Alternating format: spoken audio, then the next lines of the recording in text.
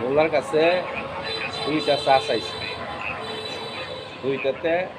দুইটাই পাইছি, কিন্তু আমার এক বড় ভাই চার কথা বলছি তিনি খাইবেন, তিনি বলে অসুস্থতার কারণে তিনি চাটা খাইলো না। আমি গরম চা খাইলে শরীরে একটু ভালো লাগবে, এই কারণেই দুলাল আমি দুটা চা খাইছি, রং চা সবচেয়ে বেস্ট হলো রং চা। দুধ চাচ্ছে কফি খেলে সবচেয়ে ভালো লাগতো, যাই অনেক কফি খাওয়া যাবে না।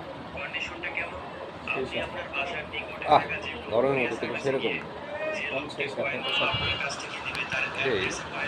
আমরা মাহফুজ মার্কেট বড় ভাই আর দোকানদার, তার দোকানের বসে আমরা চা খাই, চাটা সেরকম স্বাদ লাগছে। যত গরম হোক, গরমের মধ্যে এই রং চাটা খেলে শরীরে একটু তৃপ্তি পায়, মনে একটু তৃপ্তি পায়। আপনারা যদি চা খান তাহলে আসতে পারেন, একটা রং চা খেয়ে যেতে পারেন।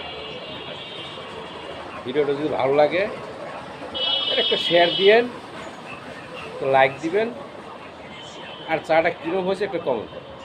ওকে।